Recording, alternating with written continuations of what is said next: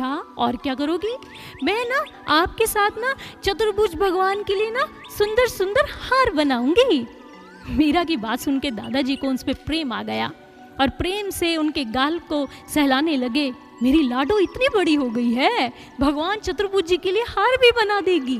जी दादा सा, मैं ये सारे कार्य कर दूंगी। दादा सा कहने लगे तो फिर भोग का प्रबंध भी कर दे। मीरा सोचने लगी, वो दादा सा भोग क्या होता है? भोग? अरे जो बाद में बड़ा प्रसाद लेती है ना दोनों हथेलियों में, वो भोग ही तो होता है जो बाद में प्रसाद बन जाता है। मीरा मुस्कुराने लगी और दादाजी के साथ वो फूल चुनती जा रही हैं। अब धीरे धीरे फूल एक नन्ही सी टोकरी में डालती जा रही हैं दादाजी के साथ। और जैसे ही दोनों दादा पोती बाग से बाहर आते हैं, निवृत्त होते हैं और वो उस चतुर्भुज भगवान के मंदिर में ही आकर दोनों बैठते हैं। वहाँ बैठकर हार बनाते हैं प्रभु के लिए सुंदर सुंदर, और मीराबाई भी साथ बनाती जाती हैं। मीराबाई जी का शैशव इतने संस्कारों से पल्लवित हुआ है।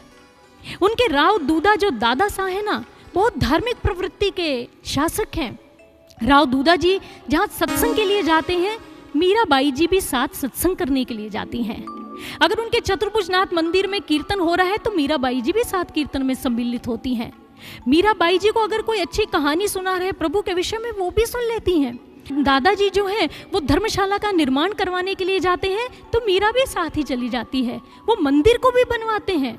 बहुत धर्म कार्य उन्होंने किए हैं राव दूदा जी ने। जैसे वो मंदिर के निर्माण के लिए भी जाते हैं तो मीरा भी उनके साथ चली जाती है। इस प्रकार से मीराबाई जी का बचपन संस्कारों से ही पल्लवित हुआ है। भक्तजनों, कहते हैं ना, एक जो बालक या बालिका होती है, बच्चों को संस्कार घर के माहौल से मिलते हैं, किसी मॉल से नहीं मिलते। कुपोषण भोजन का ही नहीं होता, कुपोषण संस्कारों का भी हुआ करता है। और जापान के अंदर तो ये बात मानी जाती है, और ये बात सही भी है, सब जगह यह बात प्रचलित है कि हमारे शरीर का विकास होने के लिए, उसे डेवलप होने के लिए बहुत सारे साल लगते हैं, लेकिन हमारा ब्रेन जो है वो 8 से 10 साल की आयु में ही डेवलप हो जाता है। जो सीख लिया इसी आयु में सीख लिया गया, उसमें वो पक्का होता चला जाता है। और जापान के अंदर बच्चों के लिए उनके ग्रेड की वैल्यू नहीं, वहाँ पर उनके मॉरल की वैल्यू को प्राथमिकता दी जाती है।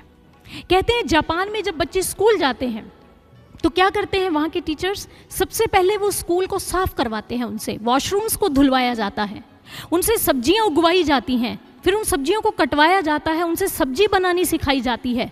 और लंच टाइम में टीचर्स एंड स्टूडेंट्स आपस में मिलकर वो लंच करते हैं ताकि स्टूडेंट्स और टीचर्स में एक बॉन्डिंग पैदा हो सके।